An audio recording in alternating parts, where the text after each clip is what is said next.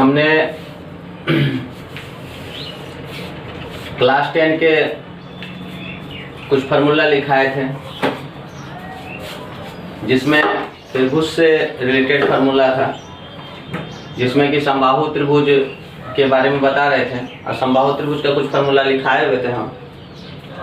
आज जो है समबाहु त्रिभुज का जो तीसरा फार्मूला है वह है समबाहु त्रिभुज का क्षेत्रफल। समबाहु त्रिभुज का मतलब होता है जिस त्रिभुज के सभी भुजा आपस में बराबर हो, वैसे त्रिभुज को समबाहु त्रिभुज कहते हैं। तो समबाहु त्रिभुज का क्षेत्रफल है √3/4a²। ए क्या है? ए को अभी हमने बताया कि ए जो है भुजा होता है, ठीक है, ए को भुजा बोलते हैं, ठीक है, यहाँ पे भुजा दर्शाया गया। उसके बाद 5वां नंबर फार्मूला है समद्विबाहु त्रिभुज का परिमाप। ये समद्विबाहु त्रिभुज का चित्र है, ये जो देख रहे हैं आप, इसको हम लोग बोलते हैं समद्विबाहु त्रिभुज। समद्विबाहु त्रिभुज इसका परिमाप है, हम तो बताए ही थे, कल 2 फार्मूला लिखाए थे कि जो सभी त्रिभुज के लिए वो सेटिस्फाइड होता है, संतुष्ट करने के लिए वो फार्मूला होता है। जैसे AB + BC + CA, AB + BC + CA, तो यहाँ पर AB का जो वैल्यू है A है और CA का भी वैल्यू A है, उसके बाद BC का वैल्यू B है। तो अगर ये दोनों को जोड़ेंगे तो 2A + B हो जाएगा।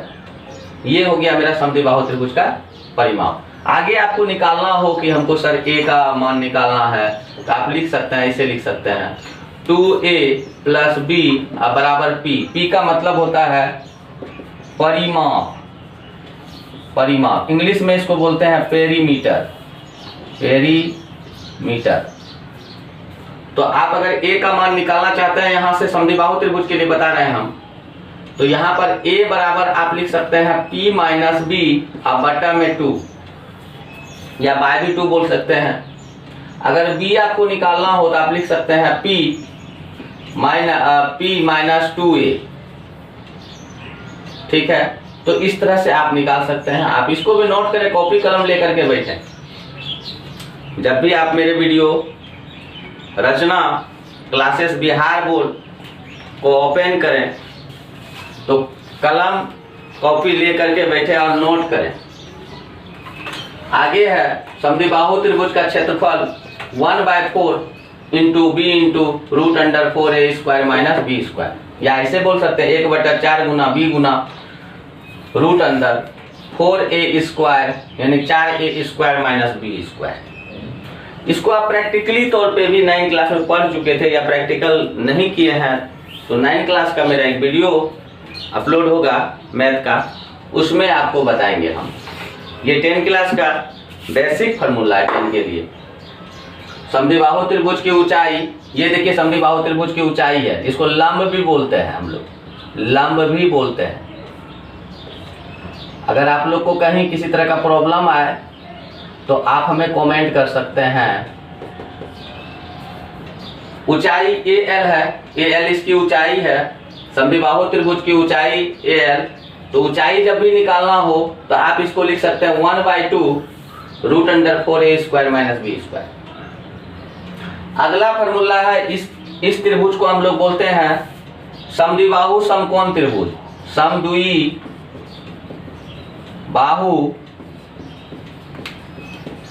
समकोण त्रिभुज। ये समद्विबाहु है क्योंकि इसके 2 भुजा आपस में बराबर है और एक कोण इसके 90 डिग्री का है, यानी कि 90 डिग्री का है, इसलिए इसको हम समकोण त्रिभुज का परिमाप 2a + h होता है। अगर इसमें भी आप चाहे A का मान निकालने के लिए तो आप लिख सकते हैं A बराबर P - h बटा में हो जाएगा आपका 2, और h निकालना चाहते हैं तो P - 2a होगा। h लिखे हैं हम, आप लोगों को कंफ्यूजन ना हो। h को हम लोग ऊंचाई बोलते हैं, सॉरी ऊंचाई नहीं बोलते हैं, इसको हम लोग बोलते हैं इस कॉर्नर से इस कॉर्नर के जोड़ को हाइपोटेन्यूस बोलते हैं, ठीक है, कर्ण बोलते हैं, इसको हम लोग कर्ण बोलते हैं। ध्यान दीजिएगा, मिस्टेक हो तो आप कमेंट में लिख सकते हैं। समद्विबाहु समकोण त्रिभुज का क्षेत्रफल होता है 1/2 गुना ए स्क्वायर।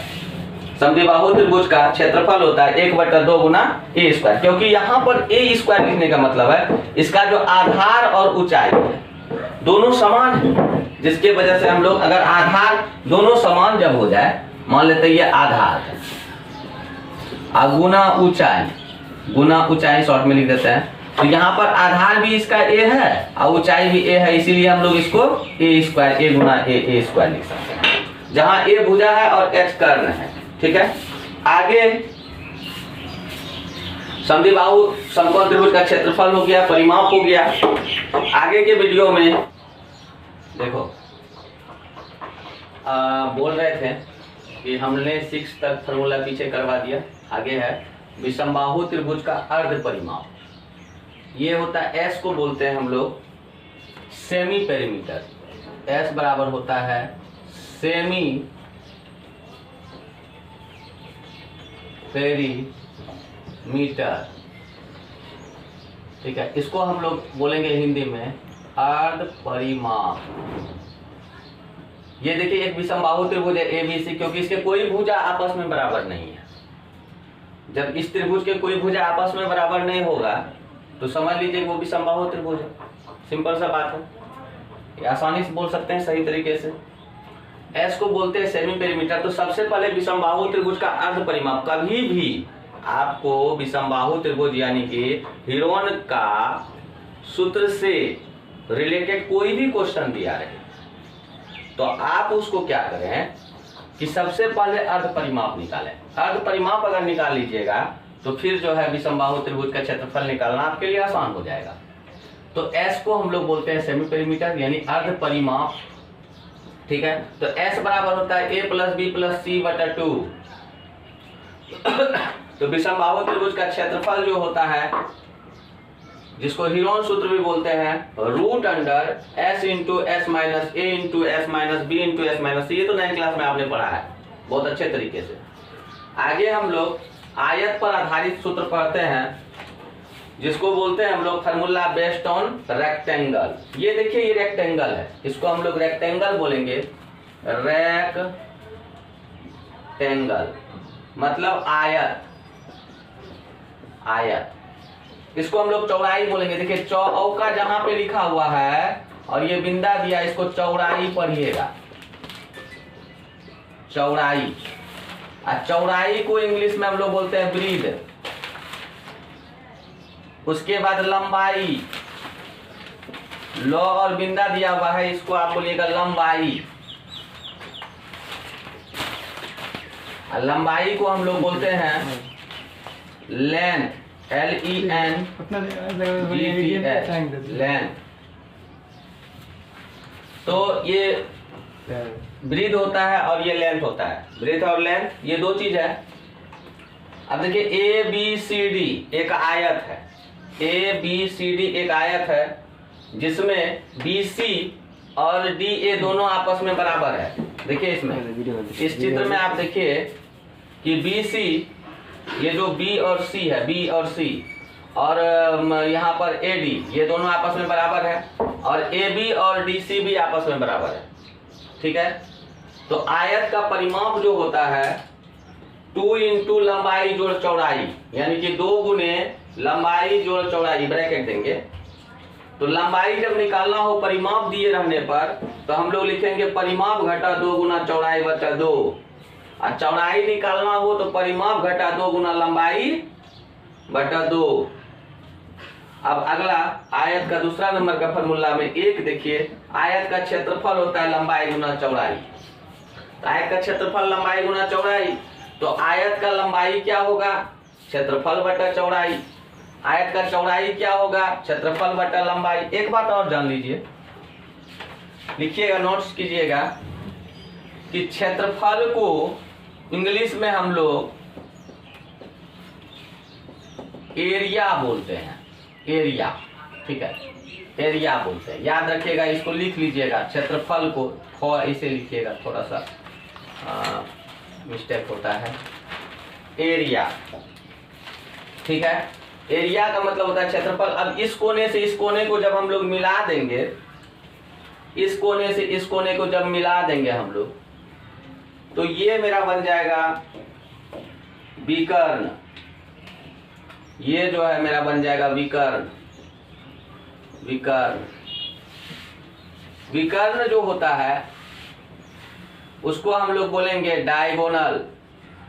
डायगोनल, ये ध्यान दीजिएगा, इसको डायगोनल बोलेंगे। तो आप लोग नोट कर लें।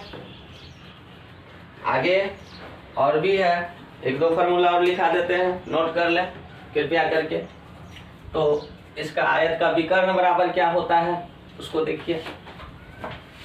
तो आयत का विकर्ण लिखा देते हैं, तब उसके बाद आगे के लिए वर्ग पे चलेंगे हम लोग। वर्ग है और वर्ग के बाद फिर वृत्त आएगा जिसको सर्कल बोलते हैं। तो चलिए लिखिए। आगे है तीसरा नंबर, आयत का विकर्ण बराबर होता है रूट अंडर लंबाई का स्क्वायर प्लस चौड़ाई का स्क्वायर। ठीक है, आगे की क्लास में हम फिर वर्ग के बारे में बताएंगे। ठीक है, आप लोग कमेंट करें, कहीं कोई दिक्कत हो तो कृपया करके। और भी जो सब्जेक्ट आपको पढ़ना हो तो कमेंट बॉक्स में लिखें। जिस क्लास के बारे में जानकारी लेना हो कमेंट में लिखें, कमेंट बॉक्स में लिखें और हम फिर उस क्लास का वीडियो अपलोड करेंगे। आप लोगों को पूरी तरह से फ्री क्लास मिलेगी। ऑल सिलेबस क्लास 10 के होंगे, मैं हर एक वीडियो में कह रहा हूँ और इस वीडियो में भी आप लोग को कह रहा हूँ कि आगे के वीडियो में हम आप लोग को बताएंगे विषमबाहु त्रिभुज का क्षेत्रफल, जिसे हीरोन का भी सूत्र बोलते हैं। ठीक है, अगला वीडियो में। और आप लोग से मैं ये बात कहना चाहता हूँ, जो स्टूडेंट बिहार बोर्ड के हैं उसका भी पूरा सिलेबस यहाँ होगा।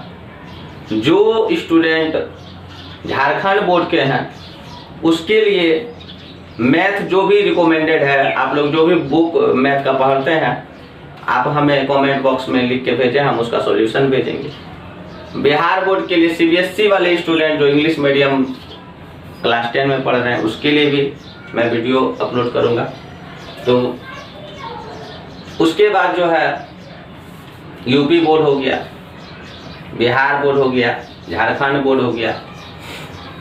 तो जिस स्टूडेंट को जिस बोर्ड का मैथ क्लास करना हो तो आप मेरे चैनल रचना क्लासेस बिहार बोर्ड को सब्सक्राइब करें। सब्सक्राइब करने से मेरा मोटिवेशन होता है और जो है मैं आप लोग को ज़्यादा से ज़्यादा क्लास देने का समय भी निकालने की कोशिश करूँगा।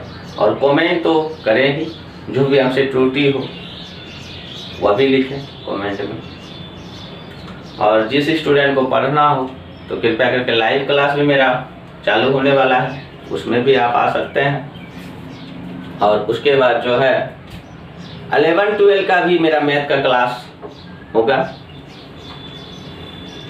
वहाँ भी बेसिक से लेकर के एडवांस तक पढ़ाएंगे हम। इसलिए कृपया करके मेरे चैनल को सब्सक्राइब कर लें, तो इससे आप लोग को फ़ायदा ही होने वाला है और फ़ायदा होगा। और 10 क्लास के सिलेबस को मैं बिहार बोर्ड का Hindi, Sanskrit, English, SST, science, math सारा कराऊंगा। तो आगे क्लास